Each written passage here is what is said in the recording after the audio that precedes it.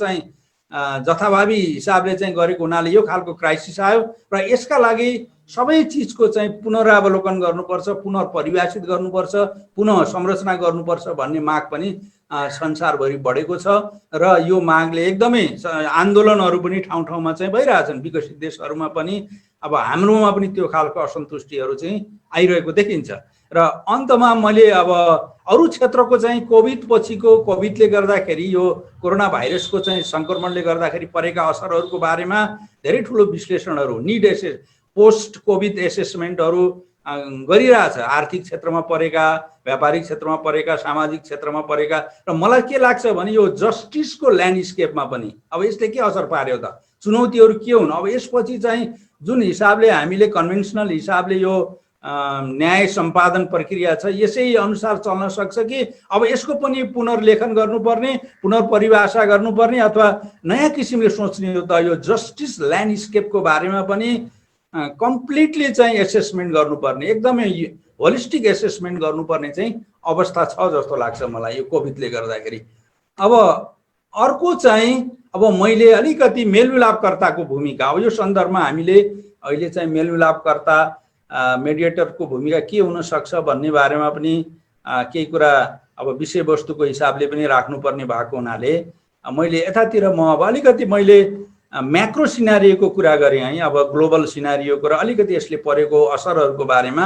अब मैले छोटकरीमा अब यसको सन्दर्भमा हाम्रा स्थानीय सामुदायिक मेलमिलापकर्ताको के भूमिका हुन सक्छ भन्ने बारेमा पनि म केही कुरा राख्न चाहन्छु र यद्यपि अब यो बारेमा पछिका प्रस्तुतिहरूमा पनि छलफल हुने नै छ।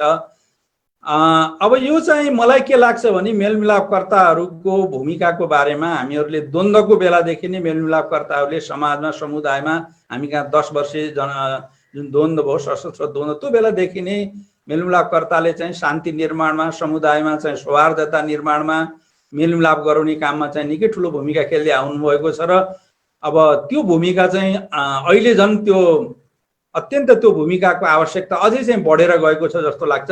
र मेलमिलापकर्ताहरूलाई खास गरेर कम्युनिटी मेडिएटर्सहरूलाई चाहिँ के भनिँदो रहेछ भने नागरिक स्वयंसेवीको रूपमा अथवा नागरिक अगुवाको रूपमा, सिभिक भोलिन्टियर्सको रूपमा पनि चाहिँ मानिँदो रहेछ संसारभरि नै। खास गरेर कम्युनिटीमा काम गर्ने जो मेलमिलापकर्ताहरू, जो सहजकर्ताहरू हुनुहुन्छ, उहाँहरूको चाहिँ भूमिका चाहिँ नागरिक अगुवाको रूपमा पनि रहेको हुनाले अब के यस्तो अवस्थामा चाहिँ एउटा चाहिँ उहाँहरूको भूमिका चाहिँ मेडिएसनबाट मेडिकेसनतिर, साइकोलोजिकल मेडिकेसनतिर एउटा चाहिँ अब के अरे विवादहरूको समाधान गर्ने काममा सहजीकरण गर्नुको साथसाथै उहाँहरूले चाहिँ समाजमा रहेका यो चाहिँ मेलमिलाप पनि आफै एउटा उपचार जस्तै हो, एउटा मेडिसिन थेरापी भन्न भनिन्छ। अब मेडिकेसन जुन सिपहरू छ उहाँहरूको सहजीकरण गर्ने सिप छ, त्यसपछि त्यस व्यक्तिको चाहिँ मनोभावना बुझेर र उनीहरूलाई चाहिँ उत्प्रेरणा दिने, इन्करेज गर्ने कुरा, मोटिभेट गर्ने कुरा, त्यसपछि उनीहरूको मानसिक तनावलाई हिल गर्न सक्ने जुन एउटा चाहिँ सिप छ, त्यो सिपले गर्दाखेरि अब उहाँहरूको अलिकति रोल चाहिँ यो बेलामा, यद्यपि मेडिएटरको रोल त सधैँ छ, फ्रम मेडिएसन टु मेडिकेसन, एउटा साइकोलोजिकल मेडिकेसन अथवा साइकोलोजिकल चाहिँ थेरापिस्टको रूपमा पनि मेडिएटर्सको भूमिका चाहिँ अहिले हुन सक्ने जस्तो लाग्छ मलाई। किनभने उहाँहरूले चाहिँ यो विवाद समाधानको जुन एउटा मेलमिलापको उबाट चाहिँ जुन सहजीकरण गर्ने सिप सिक्नु भएको छ, त्यहाँ के छ भने व्यक्तिलाई चाहिँ सन्तुष्टि दिलाउने, व्यक्तिको मनोभावना बुझेर उसलाई चाहिँ त्यो उनीहरूको कुरा बुझेर र कुरा सुनेर र एक खालको सन्तुष्टि दिन सक्ने र सकारात्मक सोचको विकास गर्नलाई मद्दत पुर्याउने खालको सिप जुन चाहिँ उहाँहरूले प्राप्त गर्नुभएको छ, त्यसबाट चाहिँ उहाँहरूको भूमिका चाहिँ फ्रम मेडिएटर टु मेडिकेटर अथवा मेडिकेटरको रूपमा चाहिँ रहेको कुरा म चाहिँ यहाँ अनुरोध गर्न चाहन्छु। र अब एउटा कुरा के हो भने अहिले चाहिँ मेलमिलापकर्ता पनि एउटा पोटेन्सियल चाहिँ कोभिडको बिरामी हुन सक्ने पोटेन्सियल रहेको। अहिले चाहिँ कुनै पनि नागरिक, अब म चाहिँ सङ्क्रमित भएको छैन अथवा मलाई चाहिँ लागेको छैन, म बिरामी छु भनेर ढुक्क भएर बस्नु सक्ने अवस्था छैन।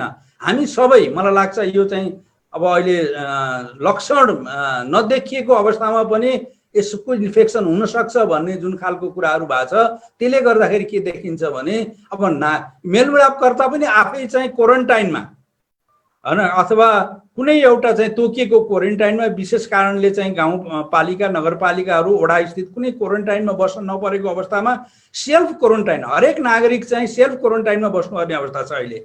यसको चाहिँ सङ्क्रमणको जुन एउटा चरित्र छ, जुन एउटा स्वभाव छ, त्यसले गर्दाखेरि मेलमिलापकर्ता पनि आफै चाहिँ सेल्फ क्वारेन्टाइनमा बस्नुपर्ने छ र चाहिँ मेलमिलापकर्ताले पनि सामाजिक दूरीको जुन एउटा कुरा छ, सोसल डिस्टेन्सिङको कुरा छ, मास्कको प्रयोग गर्ने कुरा छ, सेनिटाइजरको प्रयोग गर्ने कुरा छ, त्यसपछि स्निजिङ इटिकेट भन्छ जुन हाच्छिउँ गर्दाखेरि कस्तो खालको चाहिँ इटिकेटहरू त्यहाँ अब कसरी गर्ने जसबाट कि चाहिँ ड्रपलेटहरू हैन अरूमा चाहिँ सङ्क्रमण नहोस्। अब यो सबै कुराहरू चाहिँ आफूले पनि पालना गर्ने र चाहिँ क्वारेन्टाइनमा बसेका, होम क्वारेन्टाइनमा बसेको होस् अथवा स्थानीय तहले तयार गरेको कुनै फर्मल एउटा चाहिँ क्वारेन्टाइनमा बसेको हो, सबैलाई चाहिँ यो खालको चाहिँ कुराहरू चाहिँ सिकाउने कुरा त छँदैछ र सबै नागरिकलाई, आम चाहिँ समुदायमा बस्ने सबैलाई चाहिँ सेल्फ क्वारेन्टाइनमा बस्नुहोस् तपाईहरु सबै। चाहिँ हामी सम्भावित सङ्क्रमित हौँ, कुनै बेला पनि हामीलाई सङ्क्रमण हुनसक्छ, जुन कि खालको यस्तो चाहिँ ट्रान्समिसन चाहिँ बढिरहेछ हुनसक्छ र त्यसैले आफू पनि क्वारेन्टाइनमा बस्ने, अरूलाई पनि सेल्फ क्वारेन्टाइनमा बस्नलाई चाहिँ उत्साहित गर्ने अथवा सिकाउने र यो इटिकेटहरू जुन खालको म्यानरहरू छ, जुन खालको चाहिँ यो पनि कुराहरू सिकाउने, आफूले पनि पालना गर्ने, अरूले पनि चाहिँ अरूलाई पनि सिकाउने। यो भूमिका चाहिँ मलाई के लाग्छ भने यो चाहिँ मेलमिलापकर्ताको अहिले यो भूमिका प्रखर रूपमा अगाडि बढ्नुपर्छ जस्तो लाग्छ। र अर्को कुरा के पनि हो भने अब क्वारेन्टाइनमा बस्दा बित्तिकै अथवा आइसोलेसनमा बस्दा बित्तिकै उसलाई चाहिँ एकदम अछुत जस्तो व्यवहार गर्ने जुन खालको चाहिँ अहिले जुन एउटा एक खालको अवस्था आइरहेछ, कतै कतै त्यो सुनिन्छ र उसमा पनि समाचारमा पनि आइरहेछ र यो चाहिँ भोग्या मान्छेहरू पनि छन्।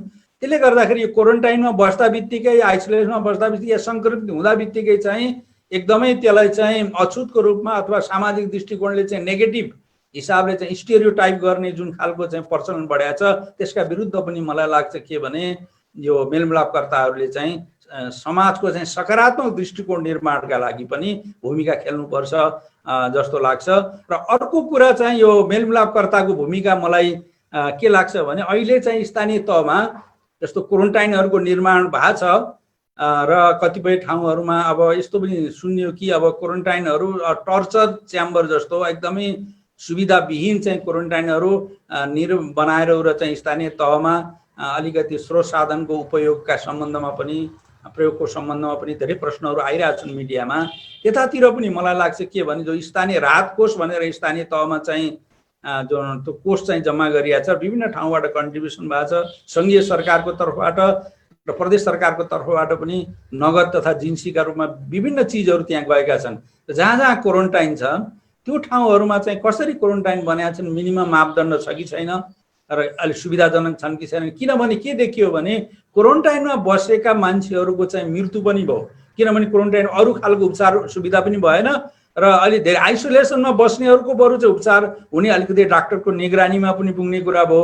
क्वारेन्टाइनको कारणले गर्दाखेरि धेरै मृत्युहरू पनि भएको हुनाले त्यतातिर क्वारेन्टाइनको अवस्था के छ, सुविधाहरू के छ र त्यहाँ कसरी बसेका छन् के छन् भनेर नागरिक अगुवाको हिसाबले चाहिँ मेलमिलापकर्ताहरूले भूमिका खेल्नुपर्छ जस्तो चाहिँ मलाई लाग्छ। अगाडि बढ्नु। अब चाहिँ मैले यहीँ पनि भनिसकेँ, अब यो तीनटा सिपहरू मेलमिलापकर्ताका चाहिँ तीनवटा सिपहरू चाहिँ अत्यन्त महत्त्वपूर्ण सिपहरू छन्। अब यो मलाई यो क्रस कटिङ सिप भन्छु मैले होइन। सिपहरू त धेरै खालका विशेष सिपहरू छन् होइन, मेलमिलापकर्ताको अब कसरी सहजीकरण गर्ने, कसरी के गर्ने भन्ने विषय छ। तर एउटा चाहिँ क्रस कटिङ सिपहरूमा मलाई चाहिँ के लाग्छ भने र विशेषज्ञहरूले पनि भनेका तीनवटा महत्त्वपूर्ण सिप छन्। एउटा चाहिँ एउटा मनोसामाजिक समस्या सम्बोधन गर्न सहयोग पुर्याउने सिप, जसलाई चाहिँ साइको सोसल काउन्सिलिङ स्किल्स भन्नु भनिन्छ। एउटा सिप चाहिँ यो हरेक विवादमा सानो ठुलो जुन विषयको जुन विधाको विवाद भए पनि त्यहाँनिर चाहिँ विवादका पक्षहरूको मनोसामाजिक अवस्थाले धेरै ठुलो भूमिका खेलेको हुन्छ र त्यतातिर चाहिँ कुनै न कुनै हिसाबले चाहिँ यदि मेडिएटरलाई अथवा मेलमिलापकर्तालाई एउटा परामर्शदाता पनि भनिन्छ, काउन्सिलर पनि भनिन्छ। त्यसैले साइको सोसल काउन्सिलिङ स्किल्स एउटा अत्यन्त क्रस कटिङ, यो यो कुनै एउटा विषयको होइन, यो चाहिँ विषय हरेक विषयमा, मेट्रिमोनियल केसमा होस् अथवा घरेलु हिंसाको केसमा होस् अथवा अरू खालका सिभिल केसमा हो होइन, सबै केसहरूमा जब दुई विवादका पक्षहरूको बिचमा चाहिँ अन्तर्क्रिया हुन्छ, वार्ता हुन्छ, संवाद हुन्छ, त्यहाँनिर विविध किसिमको चाहिँ साइकोसोसल इस्युजहरू र काउन्सिलिङका इस्युजहरू, फेसिलिटेसनका इस्युजहरू आउँछन्। यो सिप अत्यन्त महत्त्वपूर्ण सिप हो। र अर्को एउटा महत्त्वपूर्ण सिप के हो भने प्रोसिड्युरल स्किल, जहाँ निष्पक्षताका कुराहरू, विधिगत होइन, त्यसपछि गोपनीयताका कुराहरू, न्यायशीलताका कुराहरू, सहभागिताका कुराहरू, सशक्तिकरण सुनिश्चित गर्ने कुराहरू, यो चाहिँ प्रोसिड्युरल स्किल हो। अर्को चाहिँ एउटा सब्स्ट्यान्टिभ स्किल र विवादका विषयहरू, जो कोर विषयहरू छ त्यो विषयहरूमा चाहिँ सहजीकरण गराएर र विवादलाई अवतरण गराउने होइन, एकदमै सहजीकरण गरेर र त्यसलाई चाहिँ समाधानमा अवतरण गराउने, यो तीनवटा स्किलहरूमध्ये कहिलेकाहीँ एउटा स्किलको भूमिका चाहिँ बढी हुनसक्छ। यसपटक मलाई चाहिँ यो क्रस कटिङ स्किलहरूमध्ये चाहिँ सबभन्दा महत्त्वपूर्ण लागेको मेलमिलापकर्ताको चाहिँ यो काउन्सिलिङ स्किल, साइकोसोसल काउन्सिलिङ स्किल्स। यद्यपि यसको बारेमा मेलमिलापकर्ताहरूलाई, हाम्रा मेलमिलापकर्ताहरूले, खास गरेर समुदायमा मेहनतपूर्वक काम गर्ने मेलमिलापकर्ताहरूले त्यति धेरै राम्रो चाहिँ प्रशिक्षणको व्यवस्था हुन सकेका छैन। अब यस्तो चाहिँ आपद र विपदको बेलामा चाहिँ धेरै मान्छेहरूलाई मानसिक रूपले चाहिँ आघात पुग्ने र यसलाई भन्छ नि पोस्ट स्ट्रेस ट्रुमा डिसअर्डर, PSTD जस्ता चाहिँ समस्याहरू आउने भएको हुनाले अब चाहिँ के देखिन्छ भने यो साइकोसोसल काउन्सिलिङ स्किल्स को प्रयोग गर्नु चाहिँ मेलमिलापकर्ताहरूले अत्यन्त जरुरी हुन्छ। र यो चाहिँ यसतर्फ पनि मलाई लाग्छ के भने अब हाम्रा मेलमिलापकर्ताहरूलाई चाहिँ प्रशिक्षण दिने, उहाँहरूलाई यो स्किलहरूबाट सुसज्जित गर्नुपर्ने चाहिँ आवश्यकता छ जस्तो लाग्छ। र यसमा चाहिँ मैले अलिकति यसमा थप कुराहरू के राख्न चाहन्छु भने यो क्वारेन्टाइनमा जो बस्नु भएको छ उहाँहरूलाई चाहिँ एकदम आतंकित होइन, उहाँहरूको मनोसामाजिक अवस्था एकदम आतंकित हुनसक्छ। मलाई के हुने हो होइन, अब इन्फेक्सन भएर मेरो भविष्य के हुने हो। अब यो जुन न्युजहरू पनि आइरहेछ नि, अब अहिले 6-7 लाख मान्छेहरू संसारभरि अब संसारबाट बिदा लिइसकेको अवस्था छ होइन।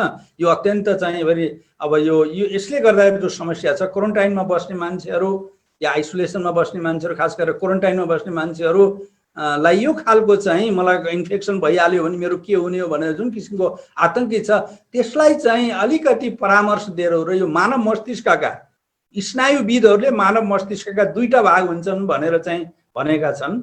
र एउटा चाहिँ हाम्रो एउटा भागले के को काम गर्छ भने बुद्धि हाम्रो चाहिँ बुद्धिपूर्वक अथवा कुनै कुरा ठिक बेठिक होइन यसरी काम गर्नुपर्छ उसरी काम गर्नुपर्छ भनेर इन्टेलेक्चुअल ब्रेन, जसलाई चाहिँ हामीले इन्टेलेक्चुअल ब्रेन भन्छौँ, यो नियोकोर्टेक्स भन्ने हुने चाहिँ यो चाहिँ हाम्रो उसको चाहिँ ब्रेनको अगाडिपट्टि हुन्छ। अब यसले चाहिँ के गर्छ भने बुद्धिले काम गर्न सक्ने एउटा क्षमता, यो आँट होइन, एउटा पोजिटिभ आफूलाई चाहिँ पोजिटिभली लिन सक्ने पोजिटिभ सेल्फ स्टिम यसमा हुन्छ। अर्को एउटा चाहिँ हाम्रो संवेदनायुक्त मन हुन्छ, अमिगडाला भन्न भनिन्छ, इमोसनल ब्रेन। अब यो के हुन्छ भने हाम्रो चाहिँ बुद्धि सुसज्जित मन चाहिँ यो यस्तो आपद विपदको बेलामा चाहिँ अलिकति बुद्धिले काम गर्ने मान्छे चाहिँ धेरै संवेदनायुक्त हुन्छ। यो अमिगडाला चाहिँ एकदम एक्टिभ हुन्छ, इमोसनल ब्रेन एकदम एक्टिभ हुन्छ, नियोकोर्टेक्स ब्रेन चाहिँ एकदमै इनएक्टिभ हुन्छ, किनभने त्यो बेला बुद्धिले विवेकले काम गर्ने अवस्था हुँदैन, नेगेटिभ इमोसनहरू धेरै आउँछन्। त्यो बेलामा चाहिँ चिन्ता हुन्छ, वेदना हुन्छ होइन, नकारात्मक संवेदनाहरू धेरै हुन्छन्। यही अमिगडालाले बढी काम गरेर त्यसले चाहिँ असर गर्दै गयो भने मान्छे सुसाइड गर्न सक्ने अवस्था पनि पुग्न सक्छ। त्यसैले यो चाहिँ मेलमिलापकर्ताले यो इमोसनल माइन्डलाई अथवा इमोसनल जुन चाहिँ नेगेटिभ चाहिँ इमोसनल माइन्ड हुन्छ त्यसलाई चाहिँ कसरी सकारात्मक दिशातर्फ चाहिँ यो कोग्निटिभ रिफ्रेमिङ, पोजिटिभ कोग्निटिभ रिफ्रेमिङ स्किल्स भनेर भन्छ, त्यो हिसाबले चाहिँ कसरी त्यतातिर लिएर जाने सकारात्मक हिसाबले होइन, आत्मविश्वास बढाउने होइन, सेल्फ स्टिम सेल्फ कन्फिडेन्स बढाउने खालको चाहिँ यो रिफ्रेमिङ गर्ने, कोग्निटिभ रिफ्रेमिङ गर्ने कसरी भन्ने खालको स्किलहरू पनि मेलमिलापकर्तामा हुन जरुरी छ। र मलाई लाग्छ यो अवस्थामा चाहिँ त्यो स्किल भइदिएको खण्डमा यो क्वारेन्टाइनमा बसेका जुन चाहिँ व्यक्तिहरू छन्, जुन समस्यामा परेका व्यक्तिहरू छन् र त्यस क्वारेन्टाइनमा बसेका मात्रै होइन कि सेल्फ क्वारेन्टाइन आफैलाई पनि होइन एकदमै डर लाग्ने होइन, यो समस्या आइरहेछ, अब मानव सभ्यता नै सङ्कटमा पर्ने हो कि के हुने हो भन्ने खालको जुन एउटा हताश छ त्यसलाई चाहिँ सम्बोधन गर्नलाई, त्यसमाथि विजय प्राप्त गर्नलाई यस्तो खालको स्किलले, यस्तो खालको आत्मविश्वासले चाहिँ सहयोग पुर्याउँछ जस्तो लाग्छ। अगाडि अब चाहिँ अब अन्त्यमा म चाहिँ के अनुरोध गर्न चाहन्छु भने मेरो सायद समय पनि पुरा हुन लागिसक्यो। अब यो मैले एउटा त अब यो सामुदायिक मेलमिलापकर्ताहरूको भूमिका अहिले चाहिँ खास गरेर उहाँहरूमा त्यो साइको सोसल काउन्सिलिङ स्किल्सहरूमा चाहिँ बढी इम्फोसिस दिनुपर्ने र उहाँहरूलाई त्यो खालको प्रशिक्षण दिनुपर्ने कुरामा म फेरि जोड दिन चाहन्छु। यद्यपि प्रोसिड्युरल स्किल्स र सब्सटेन्सिभ स्किल्सहरूको कुरा त छँदैछ, त्यो जेनरल उसमा चाहिँ छ र यो चाहिँ यसमा र अब यो भूमिका चाहिँ उहाँको साइको सोसल काउन्सिलरको भूमिका चाहिँ लाई यसपटक चाहिँ अब यो यस्तो खालको समस्यामा यो डिजास्टरको बेलामा अत्यन्त जरुरी छ र यसमा विशेष प्रशिक्षण दिन पनि जरुरी छ। र अब अर्को एउटा के लागेको छ भने मलाई अहिले संसारभरि टेक्नोलोजीमा अब चाहिँ यो फिजिकल एक्सेस मेडिएसन भन्दा पनि रिमोट एक्सेस मेडिएसनको चाहिँ ठुलो भइरहेछ अहिले। अब त यो संसारभरि चाहिँ भर्चुअल स्पेस प्रयोग गरेर र अदालतमा पनि ई लिटिगेसन र ई मेडिएसन, इलेक्ट्रोनिक मेडिएसन र इलेक्ट्रोनिक लिटिगेसन, अब ई फाइलिङ जति पनि डकुमेन्टको फाइलिङ गर्ने र ई मेडिएसन अनलाइन डिस्प्युट रेजोल्युसनका कुराहरू अत्यन्त अगाडि बढेका छन्। टेक्नोलोजी एडेड डिस्प्युट रेजोल्युसन, अब यो चिजहरूमा चाहिँ हामी कहाँ पनि अब एक खालको चाहिँ अहिले अब अनलाइनबाट अब अफलाइन भन्दा पनि अनलाइनका गतिविधिहरू धेरै बढेको सन्दर्भमा हामीले पनि अब यो मेलमिलाप प्रक्रियालाई अब अनलाइनबाट भर्चुअल स्पेसलाई प्रयोग गरेर कसरी अगाडि बढाउन सकिन्छ र यससँग सम्बन्धित चाहिँ अब विभिन्न मुलुकहरूमा त सफ्टवेयरहरू बनाएर पनि अब एक खालको चाहिँ अब टेक्नोलोजीले नै धेरै काम गर्न सक्ने सहज बनाउने खालको अवस्था आइसकेको छ। र यतापट्टि पनि हामीहरूले चाहिँ मलाई लाग्छ स्थानीय सरकार, प्रदेश सरकार, सङ्घ सरकार र हामी मेलमिलापको क्षेत्रमा काम गर्ने हामी जुन अभियन्ता छौँ अथवा यसमा चासो राख्ने हामीहरू छौँ, हामी सबैले यसमा चाहिँ अलिकति अब यो नयाँ कन्टेक्स्ट आयो। अब यो साँच्चीकै फिजिकल एक्सेस मेडिएसन र रिमोट एक्सेस मेडिएसन, अब भर्चुअल मेडिएसन र रियल फिजिकल स्पेस मेडिएसन, अब यो बिचको चाहिँ उसमा कहाँ के सम्भव हुन्छ त्यतातिर पनि हामीले छलफल चलाउनु पर्ने र त्यसका लागि पनि सम्भावनाहरूको एक्सप्लोर गर्न सक्ने कुराहरूमा चाहिँ अगाडि बढ्नुपर्छ। मलाई दिएको विषय जुन विषय छ यो विषयमा म विषय प्रवेश गर्न चाहन्छु। यो हामीले अलिकति समस्याको विषयमा पनि हामी कुरा गरौँ भन्ने लागेको छ। समस्या तपाईँ हामीलाई सबैलाई थाहा छ। कोभिडबाट उत्पत्ति भएका समस्याहरू के छन्, त्योभन्दा अगाडिका समस्याहरू त हामीलाई सबैलाई थाहा थियो र कोभिडबाट पनि हामीलाई अहिले समस्या परेका समस्याहरू हामीलाई थाहा छ।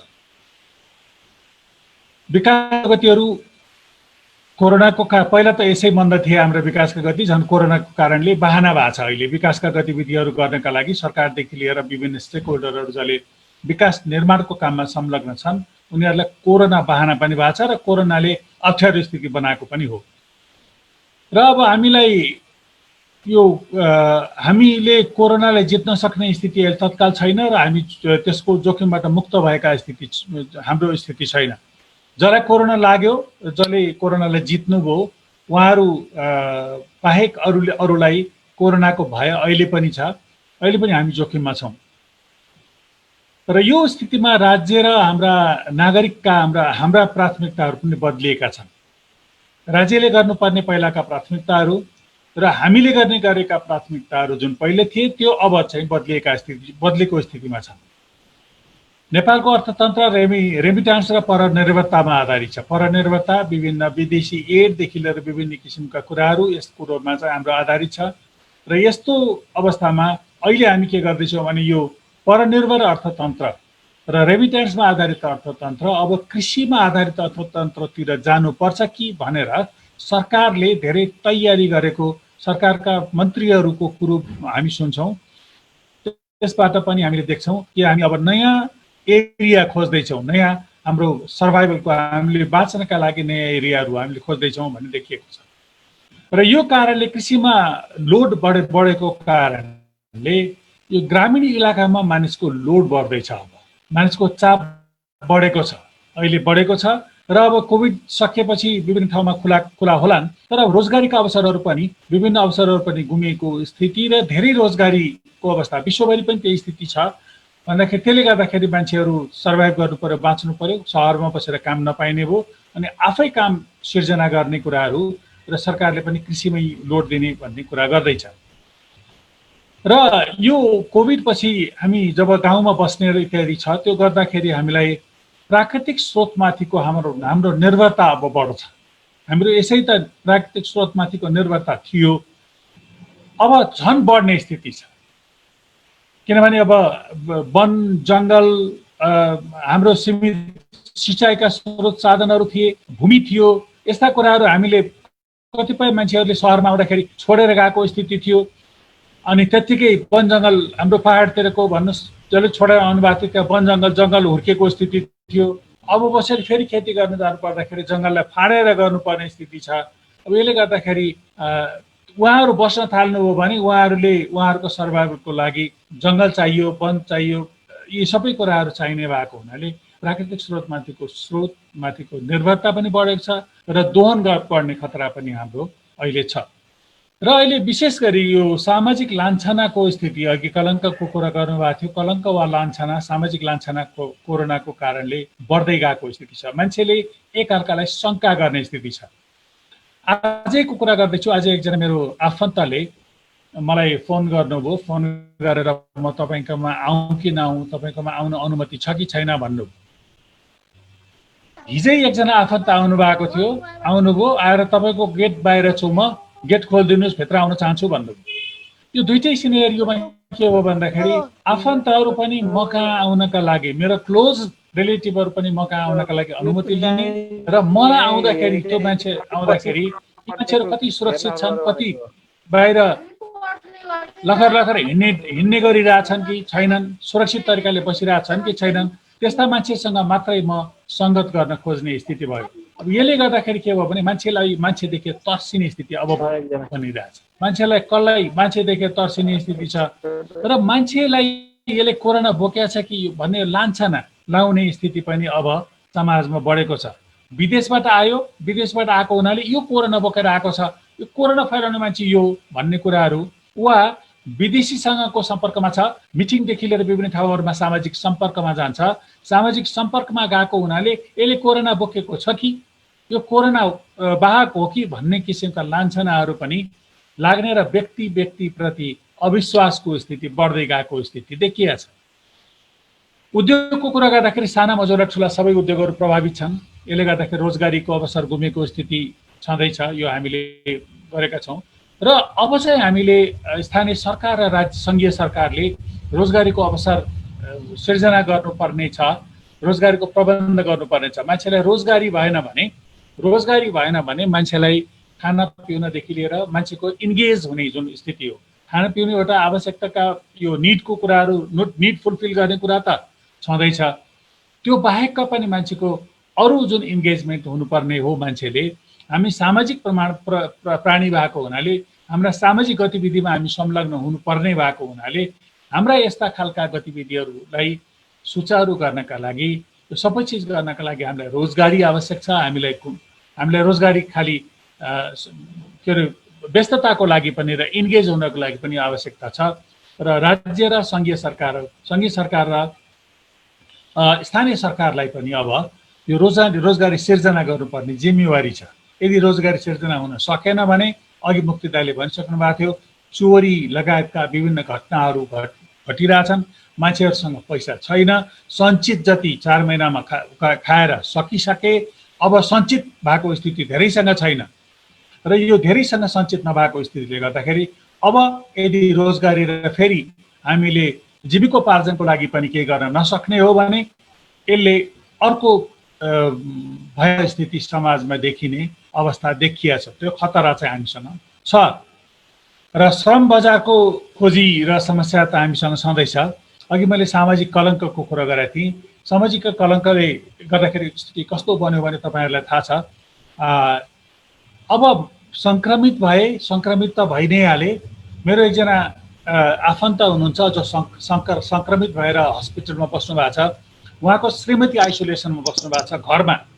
हस्पिटलमा श्रीमान हुनुहुन्छ, श्रीमानसँग भेट्न जान दिँदैन। मेरो निकट मान्छे हुनुहुन्छ, श्रीमानसँग भेट्न जान दिँदैन। जो बिरामी हुनुहुन्छ उहाँलाई म भेट्न जान पाउँदिनँ। अब यस्तो स्थितिले गर्दाखेरि म यदि भेट्न गएँ, कुनै तरिकाले उहाँसँग भेट्न गएँ भने मान्छेले मलाई घरमा प्रवेश दिने स्थिति छैन। अनि हेरचाहमा संलग्न भएका डाक्टरहरू अनि अन्य व्यक्ति परिवारका मान्छेहरू सङ्घ साथीहरू यस्तासँग पनि अब हामीले डिस्टेन्स बनाउनु पर्ने स्थिति, त्यो स्थिति हाम्रो देखिया छ, त्यो स्थिति छ। र बहिष्करणको स्थिति, मान्छेलाई बहिष्कार गर्ने, यो जातिको मान्छेहरू, इन्डियाबाट काम गरेर आएका मान्छेहरू, विदेशबाट काम गरेर आएका मान्छेहरू र यिनीहरूसँग सङ्गत गरिरहेका मान्छेहरू लगायतका कुराले हामीलाई लान्छना र बहिष्करणको स्थितिहरू अगाडि बढ्ने स्थिति छ। र यस्तो स्थितिमा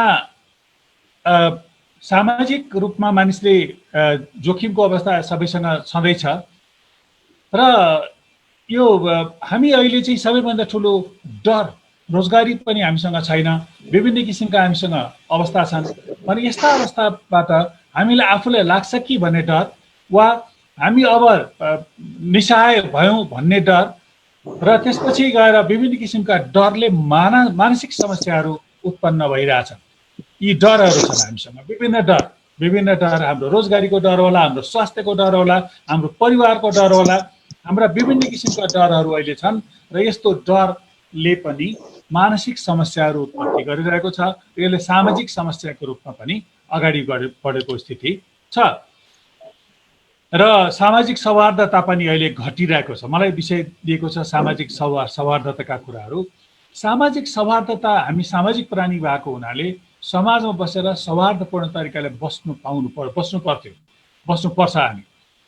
तर मान्छेलाई शङ्का गर्ने, सबैसँग गर्ने, घरको परिवारसँग मात्रै आइसोलेसनमा, हामी अरू परिवारसँग, अरू मान्छेहरूसँग आइसोलेसनमा बस्ने, यो स्थितिले गर्दाखेरि हामीलाई अप्ठ्यारो स्थिति छ। यहाँहरूलाई खरिपाटी समस्या भनिन्छ कि, एउटा सिन्ड्रोम, खरिपाटी सिन्ड्रोम भन्ने गरिन्छ अहिले।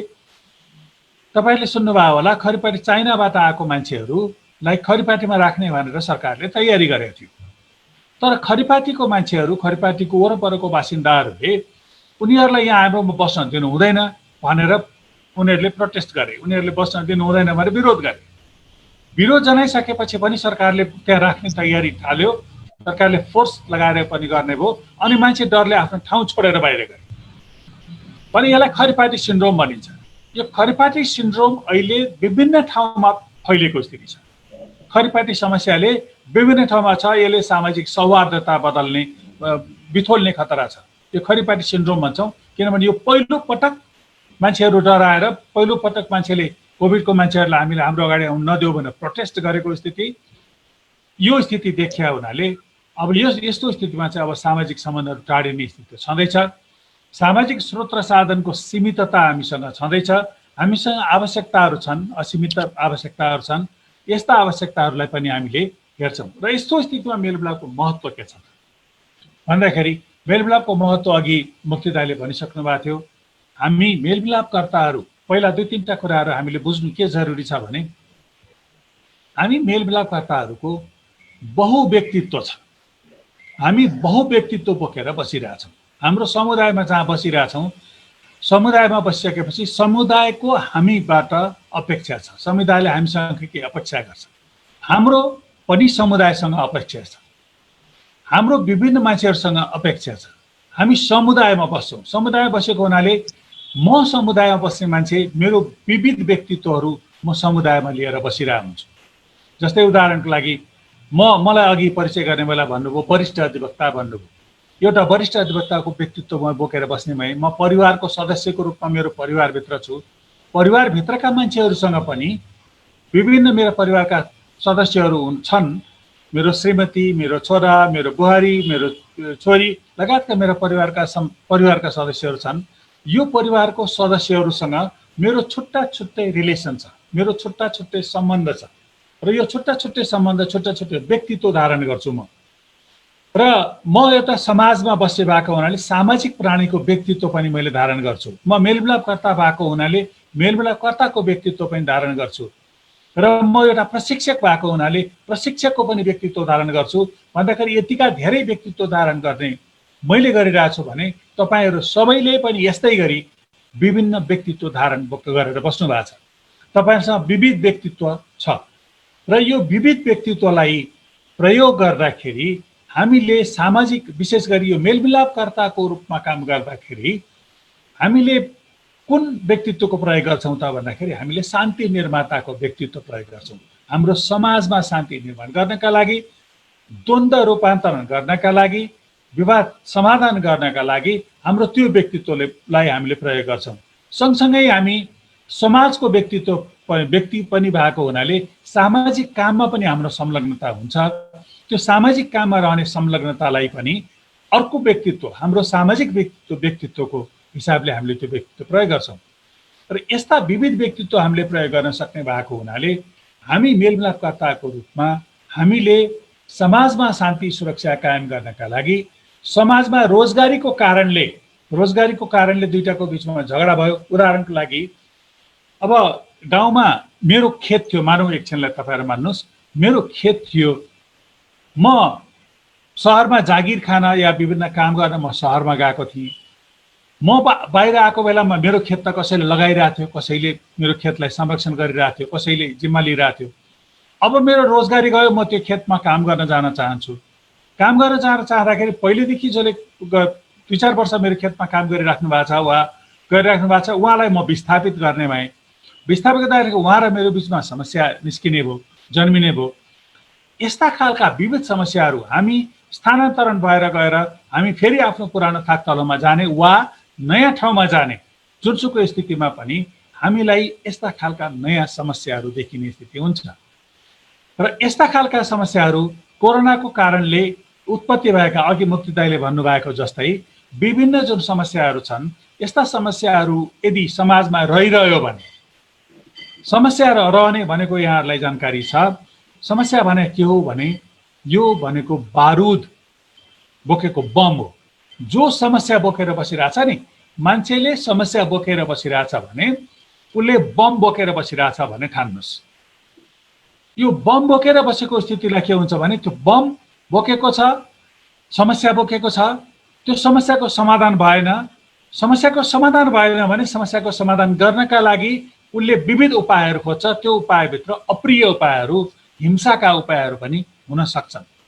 त्यो हिंसाका उपायहरूलाई बोकेर गएको मान्छेलाई हामीले यदि समाजमा त्यो बम विस्फोट हुन नदिने हो, अर्थात् त्यो समस्या बोकेर बसेको मान्छेलाई हिंसामा परिणत हुन नदिने हो भने हामीले बमलाई डिफ्युज गरे जस्तै उसको समस्यालाई डिफ्युज गर्न, उसको समस्या जुन उसले समस्याबाट ऊ पीडित छ उसको पीडाबाट उसलाई मुक्त गर्न हामीले उसलाई डिफ्युज गर्ने, बम डिफ्युज गरे जस्तै डिफ्युज गर्न आवश्यक छ।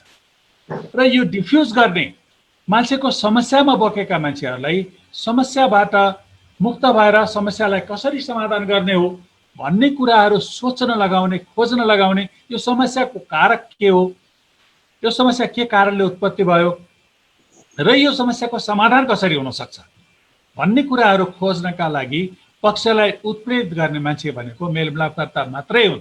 मेलमिलापकर्ताले मात्र गर्न सक्छन्, जसलाई हामीले सिप दिएका छौँ। मेलमिलापको सिप तपाईँहरूले प्राप्त गर्न हामीले प्राप्त गरेका छौँ। यो प्राप्त गरेको सिपको आधारबाट हामीले व्यक्तिको समस्या बुझ्न सक्छौँ, समस्या सुन्न सक्छौँ, समस्यालाई अनि समाधान गर्नका लागि उपायहरू खोज्न पक्षहरूलाई उत्प्रेरित गर्न सक्छौँ, पक्षहरूलाई हामी सहजीकरण गर्न सक्छौँ। यो कुराहरू हामीले गर्न सक्ने भएको हुनाले मेलमिलापकर्ताको महत्त्व धेरै बढेको स्थिति छ। यस्तो स्थिति देखिएको छ र यो मैले भनिसकेको छु। यसलाई म लामो समयसम्म तपाईँहरूको समय लिन्न, मलाई 20 मिनटको समय दिनुभएको छ, 20 मिनटमै सक्ने म कोसिस गर्छु। र हामीले व्यक्तिगत सामाजिक र आर्थिक संरचना, सामुदायिक पारिवारिक व्यक्तिगत सम्बन्धमा पनि हाम्रो अबको स्थितिले हेर्नुभयो भने हामीसँग आर्थिक समस्याहरू, सामाजिक समस्याहरू यो त छँदैछन् होइन। यो समस्या छ, यहाँलाई थाहा छ दिल्लीमा डेरा डाक्टरहरूले अहिले यो पनि समस्या छ। हेर्नुहोस्, तपाईँ हाम्रो अगाडि काम गरेका स्वास्थ्य कर्मीहरू कोरोनासँग जो काममा लाग्नु भएको छ, उद्धारको काममा लाग्नु भएको छ, क्वारेन्टाइनमा जो बसेर क्वारेन्टाइनको व्यवस्थापन गरिराख्नु भएको छ, उहाँहरूको सम्पर्क त्यस्ता सङ्क्रमितहरूसँग हुन सक्छ भन्ने छ। उहाँहरूलाई बहिष्कार गर्ने एउटा खतरा पनि छ। दिल्लीमा यो कुरो देखियो, यहाँहरूलाई थाहा छ। दिल्लीमा डक्टरहरू जसले चाहिँ मेडिकल फिल्डमा लाग्नु भएको थियो, उहाँहरूले कोरोनाको उपचारको लागि जो संलग्न हुनुहुन्थ्यो उहाँहरूले डेरा छोड्नु पर्यो र कतिपय ठाउँमा उहाँहरूले डेरा पाउनु भएन, नयाँ डेरा पाउनु भएन, भएको डेरा छोड्नु पर्यो र सरकारले उनीहरूलाई तिमीहरूले निकाल्यो भने तिमीहरूलाई कारबाही हुन्छ भनेर सरकारले आदेश जारी गर्नु पर्यो, सरकारले भन्नु पर्यो। र त्यो भन्दाखेरि पनि उनीहरूको बिचको तिक्तता त फेरि रहिरह्यो नि। त्यो मान्छेलाई सजिलोसँग बस्न सक्ने स्थिति भएन। डरको कारणले मान्छेले स्वीकार्यो। मान्छे यो स्थिति चाहिँ हाम्रो बिचमा छ। यो हाम्रोमा पनि छ। दिल्लीको जुन समस्या छ यो समस्या हाम्रोमा पनि छ र खरिपाटी सिन्ड्रोम हाम्रोमा छ। यस्ता समस्याहरू हाम्रोमा छन् र यस्ता अवस्थाले गर्दाखेरि यो सिन्ड्रोम, यो भएको अवस्थाबाट मुक्त गर्नका लागि मान्छेहरूको बिचमा सौहार्दता, सामाजिक सौहार्दता कायम गर्नका लागि हामीले चेन्ज एजेन्ट बन्नुपर्नेछ। हामीले एउटा चेन्ज एजेन्ट बनेर जान सक्यौँ भने मात्र हामीले सामाजिक सद्भाव कायम गर्न सक्छौँ, समाजमा सौहार्दता कायम गर्न सक्छौँ र हाम्रो समाजलाई शान्तितिर र विकासतिर हामीले अगाडि बढाउन सक्छौँ। त्यो जिम्मेवारी पनि अहिले मेलमिलापकर्ताको काँधमा छ। धेरै स्थानीय तहले मेलमिलापको लागि अब हामीले गर्नुपर्ने के हो भन्ने कुरामा म यो कुरा याद राख्छु। मेलमिलाप भनेको वास्तवमा एउटा ठुलो अवसरको अवस्था हो। हाम्रो मेलमिलाप भनेको अवसर हो। स्थानीय तहहरूले विकास निर्माणको कामहरू गर्नुहुन्छ र विकास निर्माणको काम गर्दाखेरि यो संविधानमा आयो मेलमिलाप सम्बन्धी काम गर्नको लागि उपाध्यक्षको वा उपप्रमुखको संयोजकत्वमा एउटा मेलमिलाप समिति हुनेछ, न्यायिक समिति हुनेछ। त्यो न्यायिक समितिले मेलमिलापको काम र निर्णय गर्नुपर्ने काम यो सबै गर्नेछ भन्ने कुरो संविधान र कानुनमा आयो। आइसकेपछि संविधानमा कानुनमा आएको कारणले विभिन्न निकाय र स्थानीय तहहरूले मेलमिलापको तालिम त गर्नुभयो। तालिम गरिसकेपछि धेरै जसो स्थानीय तहहरूले मेलमिलाप केन्द्र खोल्नु भएको छैन र मेलमिलाप केन्द्र खोले पनि उहाँहरूलाई के भनेको छ, वडामा मेलमिलाप केन्द्रहरू खोल्नु भएको छैन। जसले खोल्नु भएको छ स्थानीय तहको लेभलमा खोल्नु भएको छ, त्यो लेभलभन्दा तल वडाको लेभलमा उहाँले पुर्याउनु भएको छैन। र फेरि अर्को एउटा कन्फ्लिक्टको स्थिति के देखिया छ स्थानीय तहमा भने प्रमुख र उपप्रमुखको बिचमा एउटा नजाने कन्फ्लिक्ट छ। यसको नेतृत्व न्यायिक समितिको नेतृत्व गर्ने उपप्रमुख, अनि बजेट दिँदाखेरि न्यायिक समितिको लागि किन बजेट धेरै दिनु पर्यो, मेलमिलापको लागि किन बजेट धेरै दिनु पर्यो भन्ने कुराहरू प्रमुखहरूदेखि लिएर अरू जसको आफ्नो स्टेक छैन, जो आफ्नो संलग्न हुन पाउँदैन, अर्काले नेतृत्व गर्ने चिजमा मैले किन सहयोग गर्ने भन्ने खालको स्थिति देखिएको छ। यो द्वन्द्वको स्थिति हामीले स्थानीय तहमा देखिरहेछौँ। वडा तहमा वडाका अध्यक्षज्यूहरूको पनि लगभग त्यस्तै कुराहरू छ। यस्तो कुरा देखिसकेपछि मेलमिलापले त्यहाँको सामाजिक सौहार्द कायम गर्नका लागि, त्यहाँको विकास निर्माणको कामलाई अगाडि बढाउन, स्पिड अप गर्नका लागि, विकास निर्माणको कामलाई वातावरण बनाउनका लागि पनि मेलमिलापले काम गर्छ भन्ने कुरो स्थानीय तहको नेतृत्वलाई बुझाउन सकिएकै छैन। हामीले त्यो कुरो बुझाउनै सकेका छैनौँ। यदि त्यो बुझाउन सकेको भए स्थानीय तहमा मेलमिलाप फस्टाएको स्थिति हुन्थ्यो, सबै ठाउँमा मेलमिलाप केन्द्र अब स्थापना गरेको स्थिति हुन्थ्यो र सबै ठाउँमा सबै वडामा मेलमिलाप केन्द्र खोलेको स्थिति हुन्थ्यो। वडामा मात्र होइन, एउटा वडाका पनि मुख्य जुन सेन्टर छन् त्यो वडाका विभिन्न सेन्टरहरूमा पनि मेलमिलाप केन्द्र खोलेको स्थिति हुन्थ्यो।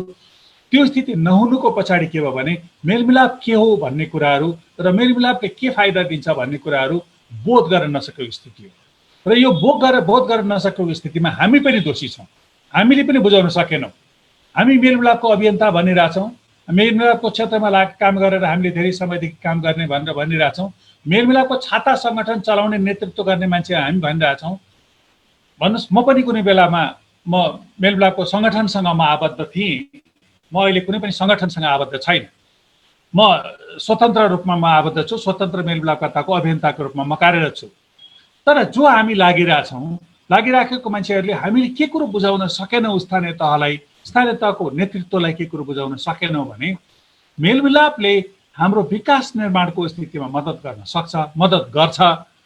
सामाजिक सम्बन्ध जबसम्म राम्रो हुन सक्दैन, जबसम्म समाजमा शान्ति कायम हुन सक्दैन, तबसम्म कुनै पनि विकास निर्माणका योजनाहरू समाजले त्यसलाई ग्रहण गर्ने र त्यसलाई सामाजिक संलग्नता, उनीहरू संलग्न हुने र उनीहरूले स्वामित्व ग्रहण गर्ने स्थिति हुँदैन। र यो मेलमिलापले त्यो स्वामित्व ग्रहण गर्ने, पिपुल्सको पार्टिसिपेसन, डेभलपमेन्ट एक्टिभिटिजमा पार्टिसिपेसन इन्स्योर गर्ने, यस्ता कामहरू सबै मेलमिलापका गतिविधिहरूले गर्न सक्ने स्थिति हुन्छ। त्यही भएर हामीले मेलमिलापको लागि राम्रोसँग विकास गर्न सक्यो भने यसले विभिन्न ठाउँमा काम गर्न सक्ने र सामाजिक सौहार्दता कायम गर्न सक्ने, सामाजिक विकासका कामहरू गर्न सक्ने स्थिति हुन्छ।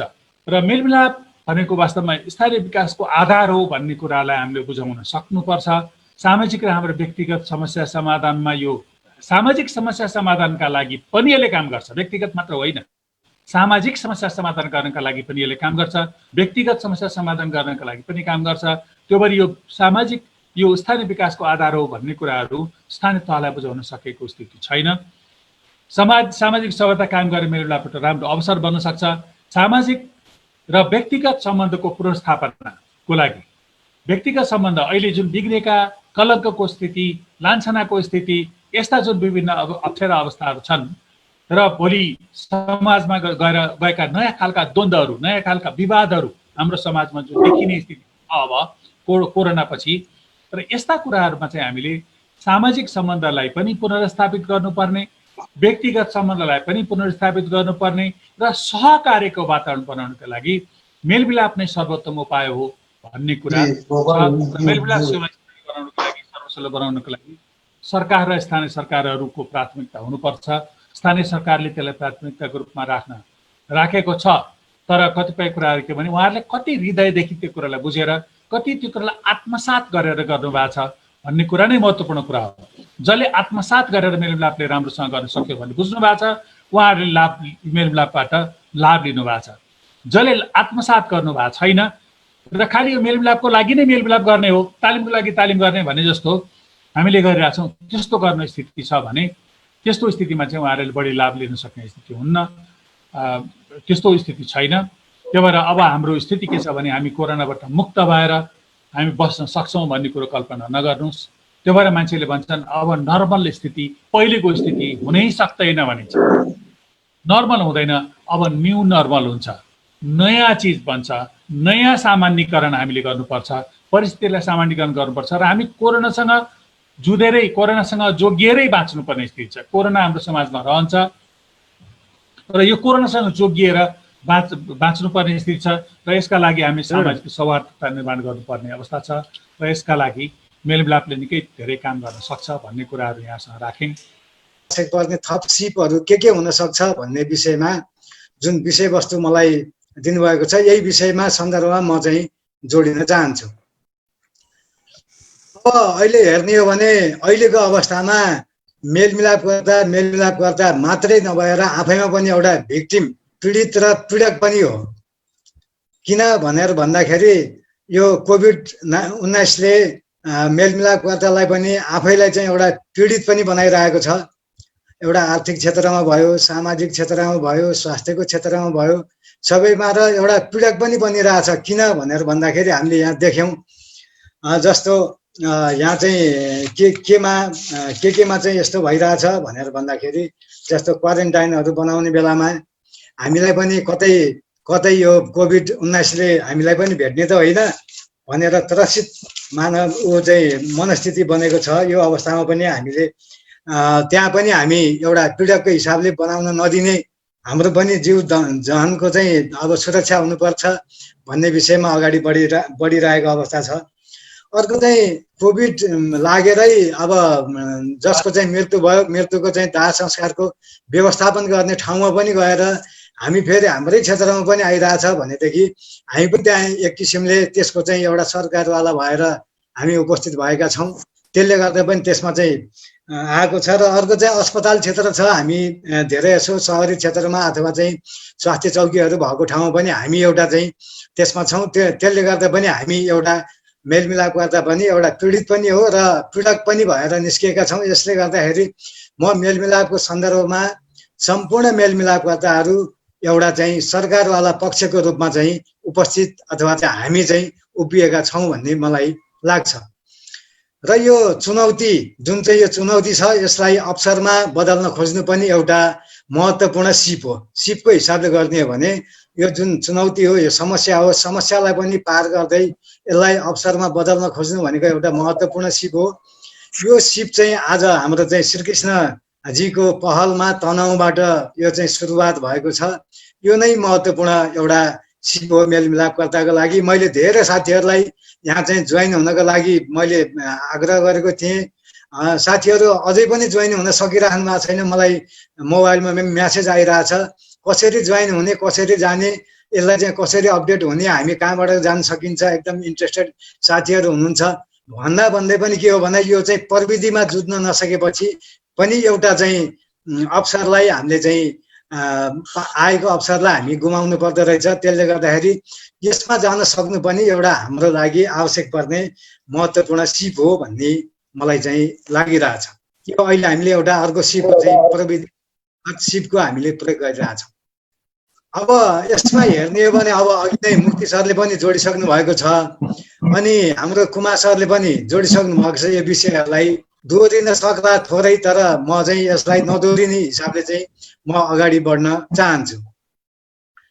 अब हामीले हेर्ने हो भने अब समाजमा देखा पर्ने सामाजिक सवालहरू छन्, आउँछन् कस्ता भन्ने चाहिँ थियो, जुन विद्याजीको थियो, विद्याजीकोमा आउला भन्ने चाहिँ मैले उ थियो, प्रविधिले गर्दाखेरि साथ दिएन, सायद पछि विद्याजी जोडिनुहुन्छ होला।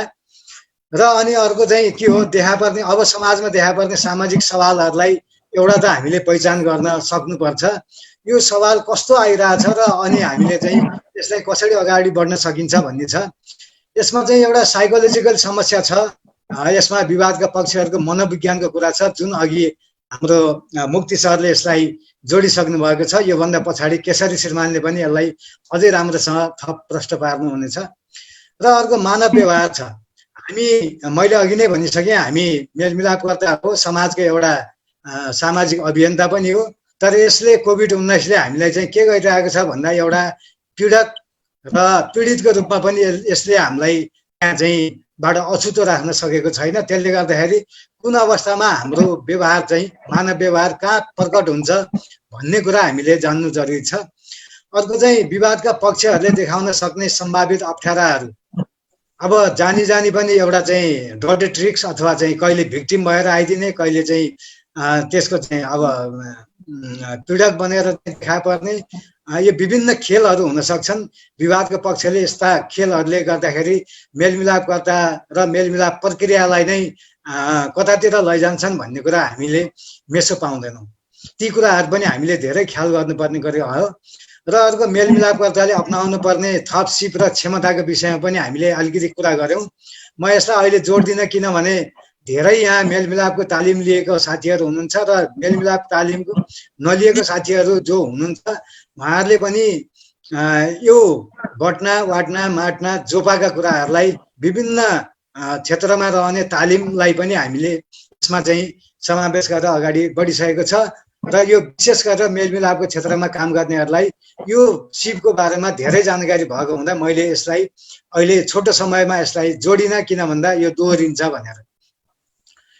अर्को अब समाजमा देखा पर्न सक्ने सामाजिक सवालहरू के हुन सक्छ भनेर मैले केही उदाहरणको लागि मात्रै मैले यहाँ जोड्न लागिरहेको छु।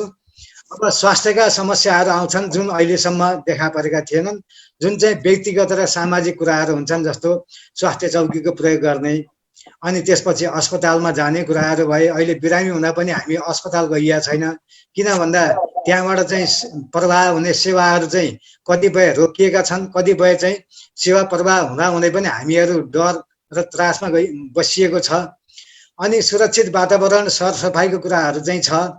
त्यसले गर्दा पनि यो हामीलाई कोभिड-19ले यस्ता खालका विवादहरू चाहिँ समस्याहरू देखा पर्ने छ। अहिले टोलमा सरसफाइका कुराहरू छन्। एक घर अर्का घरदेखिबाट बोल्दा पनि टाढै बस्नुपर्ने, अनि नगरपालिकाबाट चाहिँ जुन चाहिँ फोहोरको लागि सरसफाइको लागि गाडी आउँछ त्यो बेलामा पनि मान्छेहरू एकदम लाइनमा बसेर जाने कुराहरू चाहिँ छन्। अनि अहिले सबभन्दा बढी चाहिँ घर मालिक र डेरावाला, अहिले कुमार सरले पनि कुरा गर्नुभयो, मुक्ति सरले कुरा गर्नुभयो, इन्डियामा मात्रै होइन नेपालमा पनि कतिपय हस्पिटलमा काम गर्ने अथवा अन्य एकदम अत्यावश्यक क्षेत्रमा काम गर्नेहरू घर बाहिर गइराख्नु पर्ने र घरमा डेरामा आउँदाखेरि यो कहाँ गएर आयो, हामी घरमा बस्नेलाई पनि यसले चाहिँ यो कोभिड सार्ने हो कि भन्ने हिसाबले र भाडा छुटका विषयहरूमा पनि घरबेटी र डेरावालका बिचमा चाहिँ विभिन्न खालका विवादहरू भइरहेका छन्। मेरै टोल छिमेकमा पनि एक दुईजनाले चाहिँ डेरा छोडेर गएका छन्। कतिपय टाढाबाट आउनेहरूलाई चाहिँ क्वारेन्टाइनमा राखिएको छ। यी अवस्थाहरू छन्।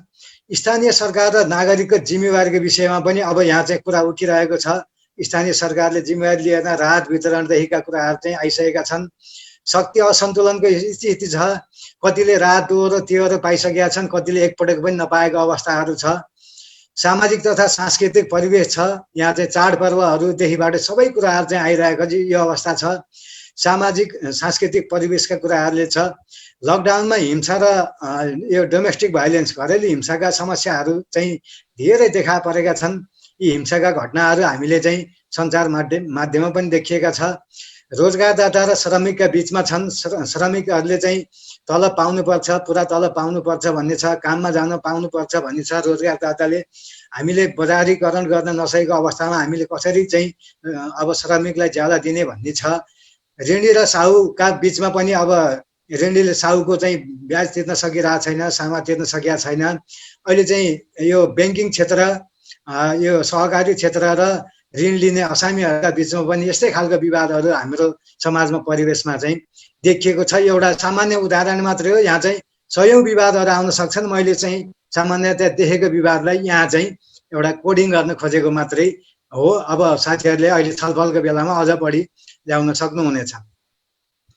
यो साइकोलोजिकल कुराहरूले चाहिँ गर्दाखेरि के हो त भन्दा सामाजिक समस्या, मानसिक समस्याले गर्दाखेरि मान्छेहरूको अहिले चाहिँ सुसाइड गर्ने कुराहरू चाहिँ भइरहेछ, झगडाहरू चाहिँ भइरहेछ, सम्बन्ध विच्छेद, दण्ड सजायका कुराहरू, अपराध हिजो अस्ति मात्रै यहाँ चाहिँ अपराधका घटनाहरू चाहिँ भइरहेछ, चोरीहरू भइरहेछ, त्यसपछि अब एसिड फाल्नेदेखिबाट सबै कुराहरू चाहिँ भइरहेछ।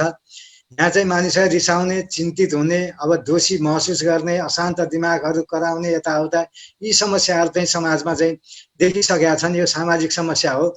यसले चाहिँ के हुन्छ भन्दाखेरि यसले मनोसामाजिक समस्याले गर्दाखेरि हामीलाई एउटा सम्बन्धमा पनि असर गरिरहेछ।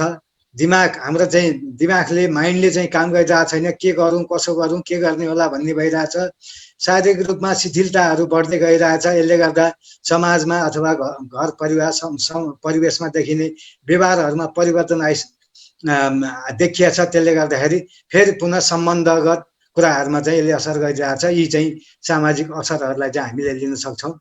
यो मानव व्यवहारलाई हामीले यसलाई चाहिँ विभिन्न आधारहरूबाट लिइरहेका छौँ। यो पनि हामीले चाहिँ मेलमिलापकर्ताहरूले यसरी कसरी मानव व्यवहार चाहिँ प्रस्तुत गर्छ अथवा चाहिँ उसले प्रस्फुटन गर्छ भन्ने कुरा हामीले यसमा चाहिँ अगाडि बढाउन चाहिँ हामीले खोजिरहेछौँ। यी कुराहरूलाई हामीले ध्यान दिनुपर्छ। र यसै गरी सिकाइ, धारणा, स्मृति, चिन्तन, बुद्धि, व्यक्तित्व यी सबै कुराहरूलाई हामीले यो कोभिड-19ले चाहिँ प्रत्यक्ष रूपमा असर पारेको छ। यस्ता कुराहरू मेलमिलापकर्ता तथा चाहिँ जो सामाजिक अभियन्ताको रूपमा चाहिँ अगाडि बढ्ने चाहिँ गरिया छ, जहाँ चाहिँ सामाजिक अभियन्ताको रूपमा चाहिँ शिक्षक वर्गहरू हुनुहुन्छ, सामाजिक कार्यकर्ताहरू हुनुहुन्छ, मेलमिलापकर्ताहरू हुनुहुन्छ। उहाँहरू सबैलाई यो समस्याले चाहिँ पीडित बनाइरहेको छ र यी सिकाइहरू हामीले अन्यत्रबाट पनि हामीले लैजान्छौँ। यसले गर्दाखेरि मानव व्यवहारलाई प्रभाव पार्ने तत्त्वहरूलाई पनि हामीले अध्ययन गर्नु बहुत जरुरी छ। यसले गर्दाखेरि हामीले यो अवस्थामा पनि, यो लकडाउनको अवस्था, यो कोभिड-19ले हामीलाई प्रभावित गरेको अवस्थामा पनि यी विषयहरूलाई हामीले अत्यन्त मनोवृत्ति, चिन्तन शक्ति, तार्किक शक्ति, व्यक्तिगत मूल्य मान्यताका कुराहरूलाई पनि हामीले लैजान सकिन्छ। भोक प्यास, आवश्यकताहरू, व्यवहार, भावनात्मक, प्रतिक्रियात्मक, जैविक, वंशाणुगत तत्त्वहरूको असरले गर्दा पनि हामीले छ। सामाजिक सांस्कृतिक तत्त्वहरू अब झन् अब यहाँ त अब विभिन्न चाडपर्वहरू, आज नागपञ्चमी भयो होइन, नागपञ्चमीको बेलामा पनि नाग टाँस्नको लागि पनि एक ठाउँ अर्को ठाउँ जाने उसमा पनि अब यो कोरोनाको भयावह स्थिति छ, त्यहाँ जाने नजाने भन्ने कुराहरू पनि त्यसमा छन्। अब पर्यावरणीय तत्त्व छ, भौतिक वातावरण होइन, अहिले चाहिँ एकदम बर्सातको समय छ। अनि त्यसपछि यसले गर्दाखेरि पनि असर गरिरहेछ। भौतिक वातावरणहरू कहिले गर्मी, बर्सात भयो, बाढी पहिरोको चाहिँ ऊ छ। यसमा चाहिँ हामीले एकले अर्कालाई उद्धार गर्न जाने अवस्थामा पनि, उद्धार गर्ने अवस्थाहरूमा पनि कतिपय हामीले देखिरहेछौँ। मान्छेहरू तर्किएर मास्क लगाएर विभिन्न खालका चाहिँ उपकरणहरू प्रयोग गरेर चाहिँ गइराख्नु भएको छ। यसले गर्दा पनि हामीले एक अर्काबाट पाउने सहयोगहरूमा पनि कमी आइरहेको अवस्था चाहिँ छ। यसलाई हामीले यी कुराहरूलाई हामीले सम्बोधन गर्दाखेरि सबभन्दा पहिलो विषयवस्तु के भने आवश्यकता के हो, त्यहाँ गरिहाल्नु पर्ने चाहिँ पहिलो कुरा के हो, त्यसलाई हामीले ध्यान दिन चाहिँ जरुरी छ। अनि यो मनोवैज्ञानिक आवश्यकताहरू चाहिँ के छन् हाम्रो चाहिँ मूल्य मान्यताहरू के हो, कसले कसलाई के कति सहयोग गर्न सक्ने हो भन्ने कुरामा पनि जानकारी लिनुपर्छ। जस्तो उनीहरूका दृष्टिकोणबारे सम्पूर्ण अब जानकारी प्राप्त गर्न तिनीहरूलाई सम्बोधन गर्नुपर्छ। यहाँ अस्ति एकजना बाहिर जिल्लाबाट आउनुभएको थियो, उहाँले मैले चेक गरेर आएको हो भनेर चाहिँ उहाँले एउटा आइडेन्टिटी टेस्ट गरेको चाहिँ एउटा रिपोर्ट ल्याएर देखाउनु भयो। तर साथीहरूले यहाँ चाहिँ छिमेकीहरूले के गर्नुभयो भन्दा पिसिआर टेस्ट नगरिकन अब यहाँ चाहिँ यो टोलमा यहाँ चाहिँ बस्न पाइँदैन भन्ने कुरा भयो। यसलाई चाहिँ के हो भने उनीहरूको दृष्टिकोण के हो भन्दाखेरि ओहो यो मान्छे आउने बित्तिकै आइडेन्टिटी भनेको त एकदम तत्कालै हो, यो भरपर्दो माध्यम होइन भन्ने कुरा भयो। पिसिआर गर्नको लागि पनि फेरि छुट्टै पैसा तिरेर गर्न सक्ने क्षमता उसको चाहिँ छैन। अब पिसिआर टेस्ट चाहिँ आउने बित्तिकै चाहिँ कुनै पनि स्वास्थ्य संस्थाहरूले चाहिँ पिसिआर टेस्ट गरिदिँदैन। त्यसले गर्दा पनि के हो भन्दाखेरि यहाँ टोल छिमेकमा पनि भयावह स्थिति हुने हो कि भन्ने चाहिँ डर र त्रासमा चाहिँ जानुपर्ने स्थिति भयो। त्यसले गर्दाखेरि हामीले पनि मेलमिलापकर्ताहरूले यस्ता खालका सिपहरू अथवा चाहिँ कसरी चाहिँ त्यसरी आउने र अनि त्यसपछि यहीँका भइरहेका बासिन्दाहरूका बिचमा कसरी समन्वय अगाडि बढाउने भन्ने कुरामा बढी ध्यान दिनुपर्ने र समन्वयकारी भूमिका खेल्नुपर्ने महत्त्वपूर्ण स्थिति हुनसक्छ। यसमा मेलमिलापकर्ता पनि आफू पनि त्यसको भिक्टिम पीडित हुनसक्छ, त्यहाँबाट अछुतो रहन सक्दैन। र कहिलेकाहीँ के हुन्छ भने मेलमिलापकै क्षेत्रमा त्यो आयो भने कति बोल्ने कति नबोल्ने भन्ने कुरा पनि मेलमिलापकर्ताले अलिकति सामाजिक परिवेश र अहिलेको भयावह परिस्थितिलाई पनि विचार गरेर बोल्नुपर्ने भएको हुँदाखेरि यहाँ चाहिँ मेलमिलापकर्ता पनि त्यसमा चाहिँ सरकारवालाको रूपमा चाहिँ अगाडि बढ्छ।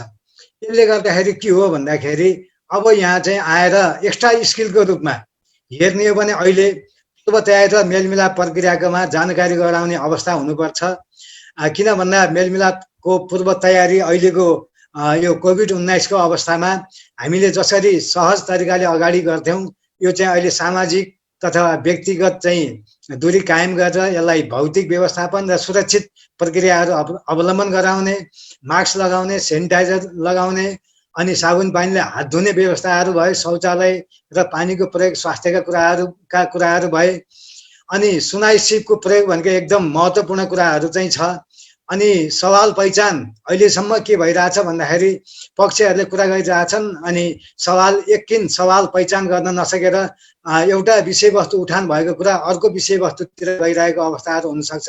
त्यसलाई पनि सवाल पहिचानलाई पनि हो र अहिले चाहिँ तत्कालका आवश्यकता के हो र त्यसलाई परिपूर्ति कसरी गर्न सकिन्छ भन्ने विषयमा पनि मेलमिलापकर्ताले दुवै पक्षको कुरा सुनेर उनीहरूको एकदम महत्त्वपूर्ण निड्स आवश्यकता के हो भन्ने कुरा चाहिँ मा ध्यान दिनुपर्छ र विकल्प पहिचान र यसलाई संक्षेपीकरण गर्न सक्नुपर्छ।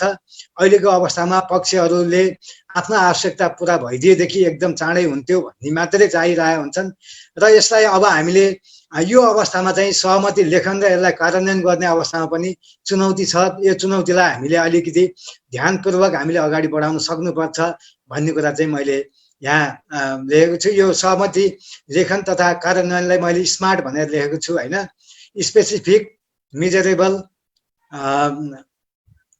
अनि एक्चुअल अनि रियलिस्टिक र अनि त्यसलाई चाहिँ टाइम बाउन्डको हिसाबले चाहिँ यसरी लैजानुपर्छ स्मार्ट भन्ने हिसाबले भनेर मैले त्यसलाई अब स्किललाई हेर्ने हो भने मैले यो तीनवटा क्याटेगोरीमा चाहिँ विभाजन गरेको छु।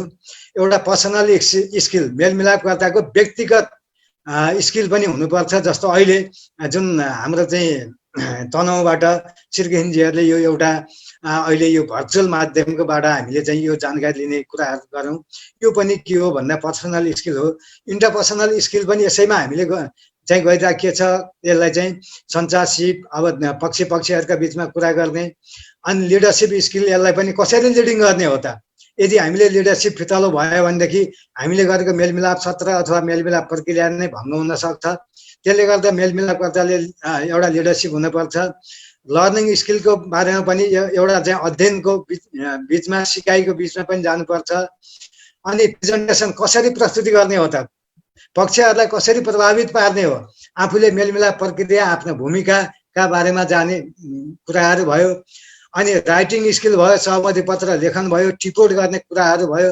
यो हरेक कुराले गर्दाखेरि यसमा चाहिँ हुन्छ।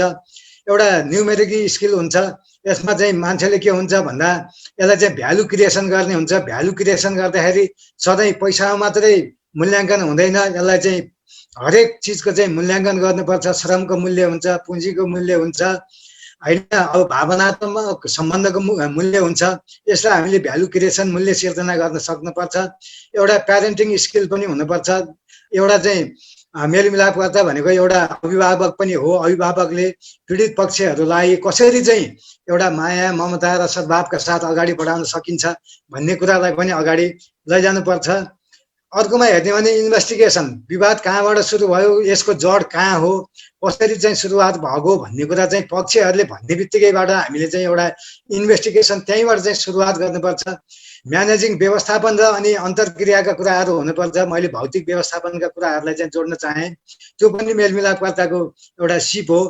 इन्भेन्सन, एउटा कहिलेकाहीँ के हुन्छ भने समस्या समाधानको लागि एउटा हस्तक्षेप अथवा विषयवस्तुलाई संक्षेपीकरण गर्नको लागि, त्यसलाई चाहिँ उठान गर्नको लागि र त्यसलाई सम्बोधन गर्नको लागि कहिलेकाहीँ चाहिँ के हुन्छ भन्दा अलिकति हस्तक्षेपकारी भूमिका पनि निर्वाह गर्नुपर्छ। तर विवादका पक्षहरूको चाहिँ अधिकार हनन हुने गर्ने होइन कि विषयवस्तुमा चाहिँ केन्द्रित गराउनको लागि त्यो त्यहीबाट अनि उनीहरूलाई चाहिँ हामीले एउटा नीति निर्धारण विधि, उनीहरूको चाहिँ एउटा सूक्ष्म विधि के हो, उनीहरूभित्र चाहिँ कस्तो खालको चाहिँ धारणाहरू, अवधारणाहरू चाहिँ को विकास भइरहेको छ, के कारणले विवाद गरिरहेछन् भन्ने कुराहरूलाई, अनि रियलिस्टिक एसेसमेन्ट, विवादका वैकल्पिक उपायहरूलाई पनि एउटा चाहिँ के हो भने वास्तविक कुरा के हो त त्यसमा पनि हामीले गर्नुपर्छ।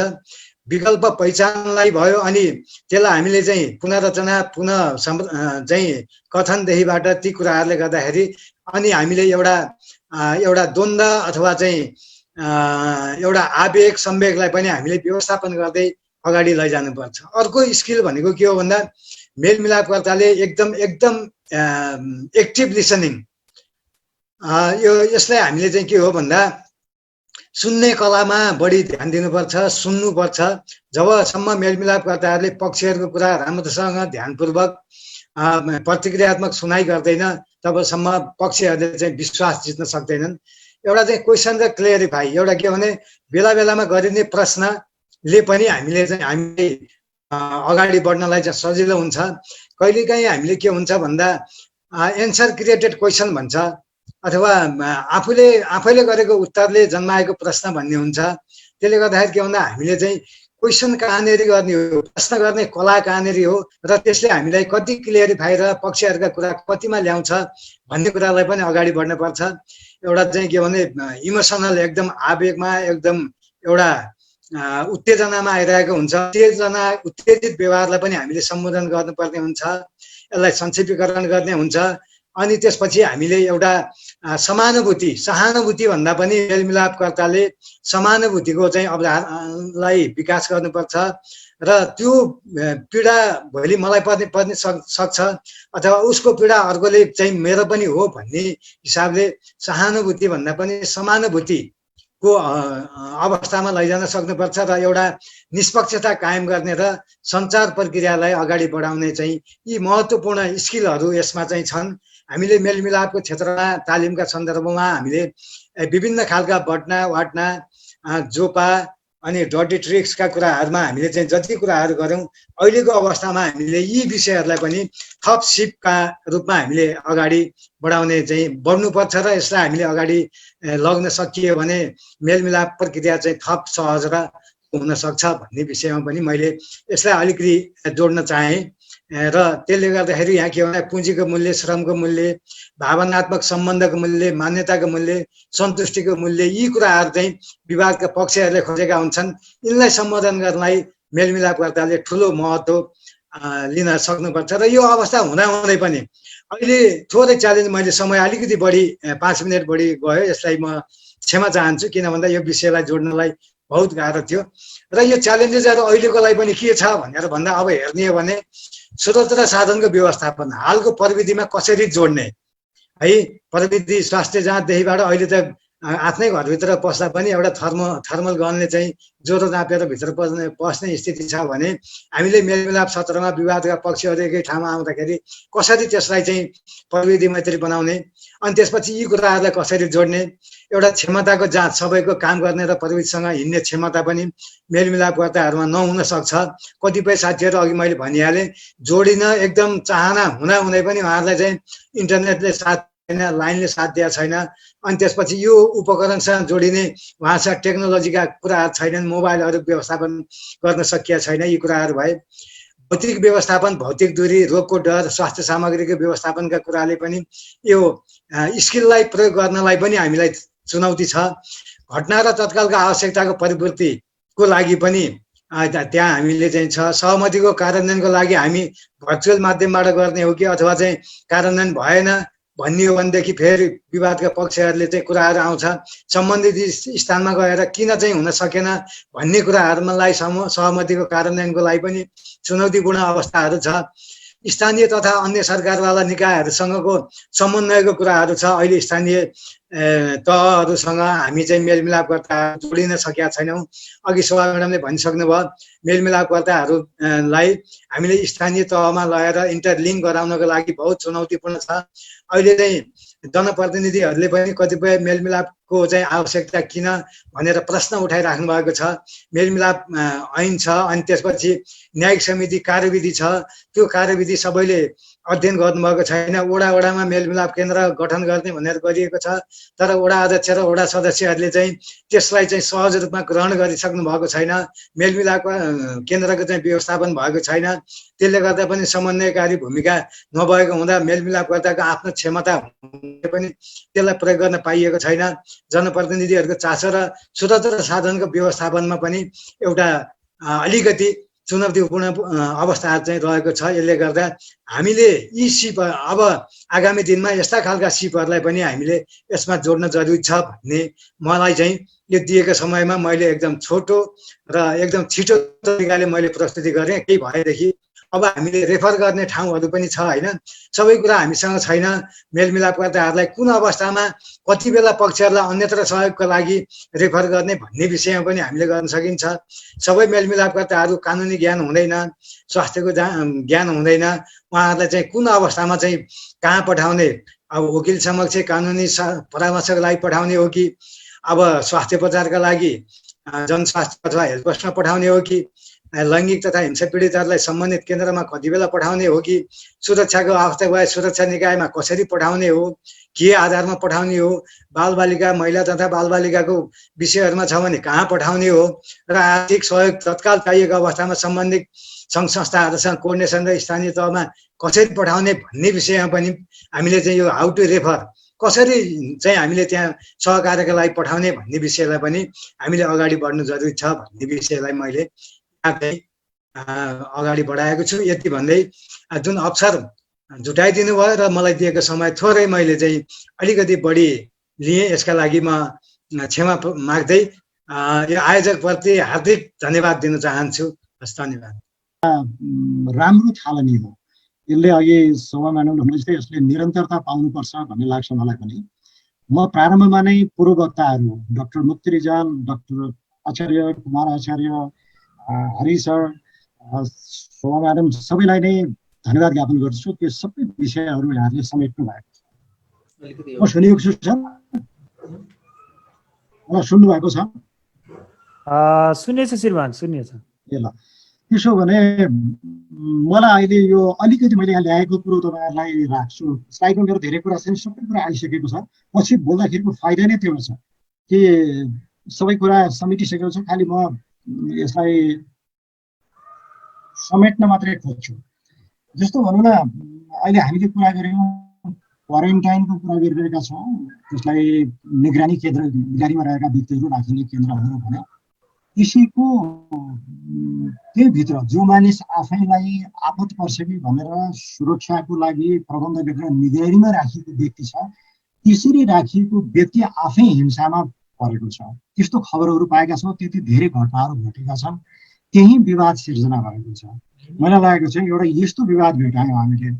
अब भर्खरै हामीले यो बालबालिकाको संरक्षण र स्याहार सम्हार सम्बन्धी विवाद का कुराहरू आइरहेका छन्। अभिभावकहरू आफै सङ्क्रमणमा परेका छन् वा इन ट्रान्जिट भन्छ नि, बाटोमा रोकिएका छन्। एक ठाउँबाट अर्को ठाउँमा जाने सुविधा रोकिएर अवरुद्ध भएर असिलोमा परेका छन्। तिनीहरूको साथसाथै केटाकेटीहरू लिएर हिँडिरहेको अवस्था छ। एकातिर केटाकेटी एकातिर बाबुआमा रहेको स्थिति छ। त्यसैले एउटा अर्को समस्या वा विवाद सिर्जना गरेको देखाएको छु मैले।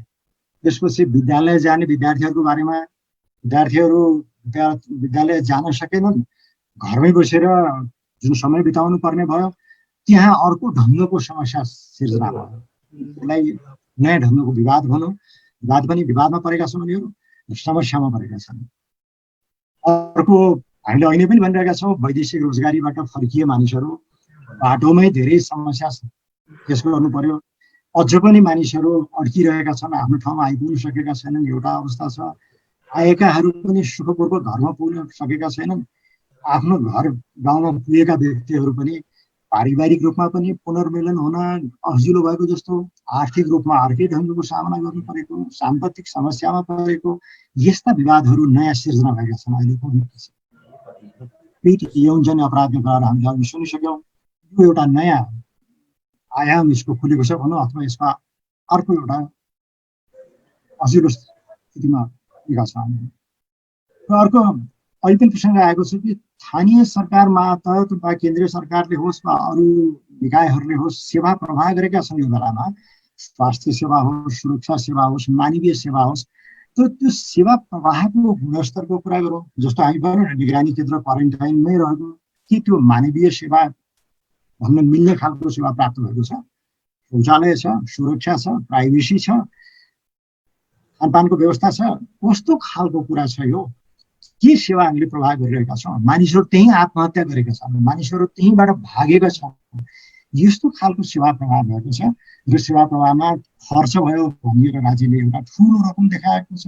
नागरिकहरू त्योसँग पटक्कै चित्त बुझाएका छैनन्। यस्तो खालको एउटा राज्य र व्यक्ति वा समुदायको बिचको विवाद अर्को ढङ्गले आएको देखाएको छ। अब यस्तो परिवेशमा तपाईँ हामीले धेरै कुरा गऱ्यौँ। म एकचोटि फेरि तपाईँहरूलाई हेरेर कुरा गर्छु। यो मेलमिलापकर्ताको रूपमा हामी छौँ, तालिम लिएका छौँ, अहिले काम पनि गरेका छौँ। तर अहिलेको परिवेश एकदमै बद्ध। करिब 4-5 महिनादेखि सामाजिक गतिविधिहरू अवरुद्ध छन्, व्यवहारहरू साँघुरिएका छन् र नयाँ खालको परिवेश निर्माण भएको छ। यस्तो बेलामा मानिसहरू आत्तिएका छन्। अघि नै डाक्टर मुक्ति रिजालले भन्नुभयो, कुमार शर्माले भन्नुभयो, हामी सबैले, हरिसरले भन्नुभयो कि मान्छे आक्रान्त छ, त्रासको वातावरण छ, आफैसँग डराएको छ, परिवार सदस्यसँग डराएको छ, समाजसँग डराएको छ, संयन्त्रसँग डराएको छ। फेरि डराएर भागेर मात्रै हुने छैन, एकदम स्ट्रेस्ड, असाध्यै दबावमा छौँ र त्यसबाट हामीले मुक्ति खोजेका छौँ, बचाव खोजेका छौँ, सुरक्षा खोजेका छौँ। यस्तो बेलामा मलाई लाग्छ हामी मेलमिलापकर्ताहरू भूमिका परेको छ, हाम्रो भूमिका रूपान्तरित भएको छ। कसरी भन्न खोजेँ यसलाई भन्दाखेरि हामीले अहिले आफू उदाहरण बन्नु त छ। यो डाक्टर रिजालले भन्नुभयो जस्तै व्यक्तिगत रूपमा पनि हामी हाम्रा आनी बानी वर व्यवहारहरू लाई नै उदाहरण बनेर हिँड्नुपर्ने छ। एसएमएसको जुन कुरा आइरहेको छ, सोसल डिस्टेन्सिङ भन्यो पहिलो, यसलाई मास्क भन्यो अर्कोलाई, र अर्को चाहिँ सेनिटाइजेसन भन्यो। एसएमएसको जुन कुरा आएको छ त्यसमा हामी आफै उदाहरण बन्नुपर्ने स्थिति छ भने परिवारसँग हाम्रो परिवारलाई त्यो कुरा सिकाउनु परेको छ भने समुदायलाई पनि हामीले त्यो कुरामा उदाहरण बनाउनु पर्ने भएको छ। कसले गरिदिने त भन्दा अरू कोही आएर गराइदिएला होइन कि हामी आफै, हामी सोसल एक्टिभिस्ट पनि हौँ। त्यसो हुनाले हामीले सहजकर्ताको रूपमा काम गर्नुपर्ने छ। हामी मेलमिलापमा विवाद समाधानको सहजकर्ता त थियौँ। अहिलेको नयाँ परिवेशमा पनि हामीले सहजकर्ताको भूमिका निर्वाह गर्नुपर्ने स्थिति आएको छ भन्ने लाग्छ मलाई। त्यसो मैले अर्को एउटा बुँदा राखेँ, सामाजिक अभियन्ता। यो ऐक्यसँग जोडिन्छ, यो अघिका पूर्वताहरूले भन्नुभएको कुरासँग जोडिन्छ। यो कसले गरिदिने त्यो नयाँ असिलोबाट मुक्ति दिलाउनुको लागि सायद हामी जुन समाजमा नै काम गर्छौँ भनेका छौँ, समाजको सेवालाई हामी रुचाउन चाहन्छौँ भनेर यो क्षेत्रमा लागेका छौँ। तालिम लिएर अगाडि आएका छौँ, केही न केही कुरा सिकेका छौँ, हाम्रो सञ्जाल छ, साथीभाइहरू हुनुहुन्छ, हामी सेयर गर्न सक्छौँ। त्यस अर्थमा सायद हामीलाई सामाजिक अभियन्ताको रूपमा अगाडि बढ्नु परेको छ अहिलेको पूर्वका मित्रहरूले भन्नुभएको समस्या समाधान गर्न।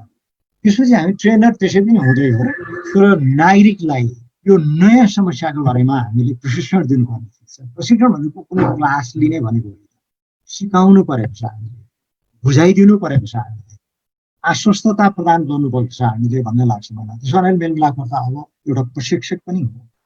अनि अर्को चाहिँ क्याटलिस्ट भन्दो रहेछ अङ्ग्रेजीमा, अथवा मोटिभेटर भनौँ। ऊ आफू त छँदैछ, उसले अरूलाई बेटर बनाउन अभिप्रेरित गर्छ। हामीले अरूलाई तपाईँ यसरी हिँड्नुहोस्, यसरी बस्नुहोस्, यसरी हात धुनुहोस्, यसरी लुगा सुरक्षित राख्नुहोस्, आफ्ना व्यवहारहरूलाई यसरी सुरक्षित तवरले आफू पनि सुरक्षित र अर्कोलाई पनि सुरक्षित रहने र रहन दिने तरिकामा पुग्नुहोस् भन्नलाई कसले दिने त उत्प्रेरणा भन्दा डराएर होइन, यसलाई ढङ्गले सामना गर्ने। डराएर भागेर त कुनै अर्थ भएन, सामना गर्नु पर्यो। सामना कसरी गर्ने भन्दा ढङ्गले गरेर भन्ने खालको उत्प्रेरक बन्नु परेको छ भन्ने लाग्छ मलाई मेलमिलाप। अनि हामी परामर्शदाता पनि हो। अहिले भर्खर कुरा आयो, कहाँ पाइन्छ यो कुरा, कसले दिइरहेको छ यो कुरा, स्वास्थ्य सेवा कहाँ छ, सुरक्षा सेवा कहाँ छ, अहिले तत्कालै पाइने खालको टोल फ्री फोन नम्बर भनेको कति हो, मैले दिनुपर्ने सूचना कहाँ दिनुपर्ने हो भन्ने जस्ता खालका कुराहरू चाहिएका छन्। त्यो कुरालाई अब हामी मेलमिलापकर्ताहरूले यी कुराहरू पनि हाम्रो डायरीमा लेखेको हुनुपर्छ, हाम्रो नोटबुकमा हुनुपर्छ र हामीले त्यो हाम्रो छरछिमेकीको व्यक्तिलाई राम्रो परामर्श दिन सक्नुपर्छ भन्ने लाग्छ।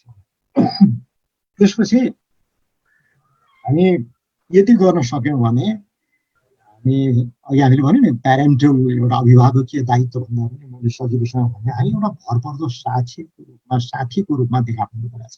ए मैले चिनेकै व्यक्ति हुनुहुँदो रहेछ, मैले चिनेकै व्यक्ति हो उहाँलाई यति धेरै कुरा थाहा रहेछ, उहाँले मलाई गाइड गरिदिनु भयो, मलाई घुराइदिनु भयो, मलाई पुर्याइदिनु भयो, मलाई आश्वस्त गर्नुभयो, ठुलो ढाडस दिनुभयो भन्ने खालको कुरो गर्ने भूमिकामा छौँ हामी। त्यो भनेको हामी भरपर्दो साथीको रूपमा आफ्नो भूमिका देखाउनु पर्ने स्थिति छ।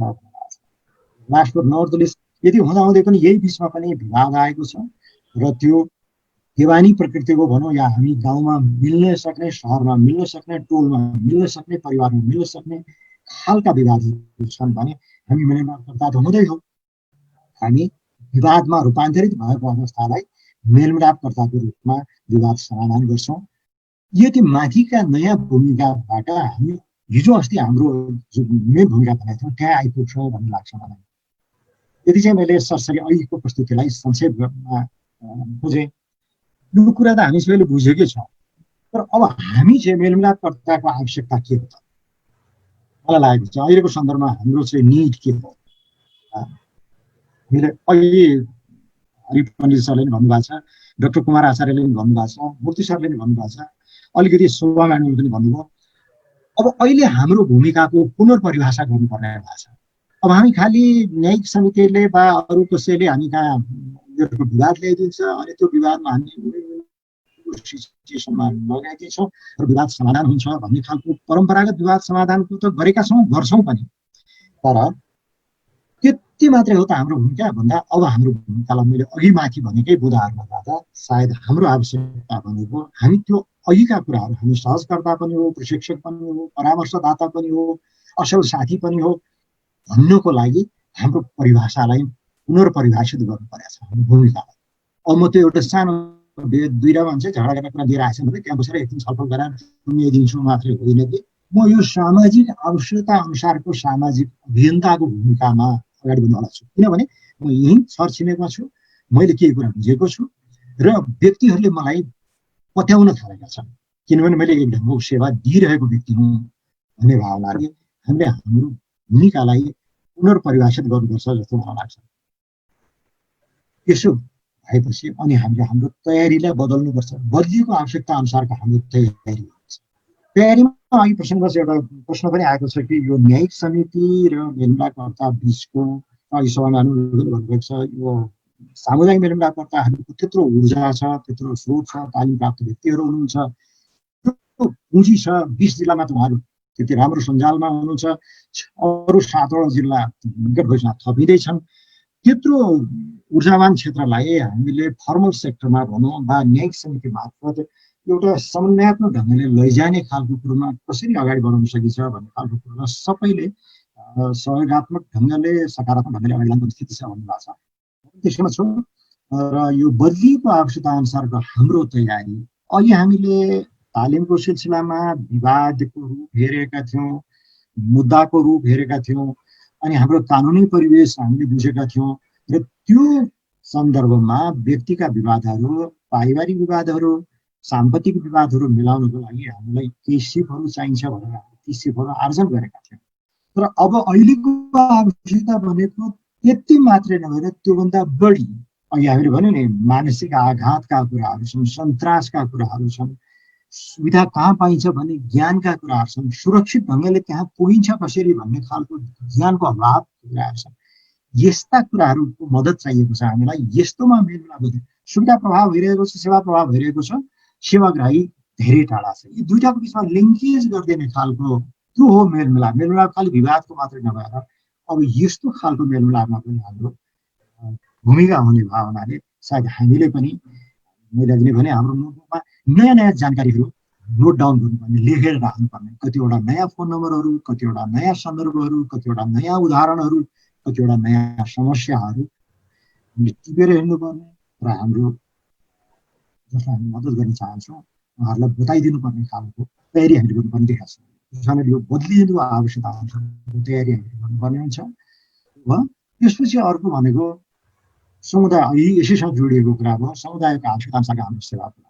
समाजले एक थोक खोजिरहेको छ अहिले, व्यक्तिहरू एउटा आवश्यकतालाई लिएर हिँडिरहेका छन् र त्यसैमा सबभन्दा ठुलो हजिलोमा उनीहरू परिरहेका छन् भने हामी कुनै बेलामा मुद्दाको रूप लिएर आएछौँ, विवादको रूप लिएर आएछौँ, दरखास्त लिएर आएछौँ भने मैले जानेअनुसार गरिदिउँला मात्रै बस्नुभन्दा एउटा प्रोएक्टिभली भन्छ नि, हामी अलि अग्रगामी रूपमा गएर समुदायको यो आवश्यकता छ, म पनि यही समुदायमै छु, म सामाजिक सेवामा संलग्न भएकै व्यक्ति हुँ, म यहाँ समुदायसँग परिचित पनि छु, त्यसको हुनाले यो अहिलेको आवश्यकता अनुसार सेवा प्रवाहमा म उनीहरूलाई मद्दत गर्न सक्दछु भन्ने खालको ढङ्गले हामीले त्यो समुदायको आवश्यकता अनुसार सेवा प्रवाहलाई अगाडि बढाउनुपर्छ। अहिले हरिसरले भन्नु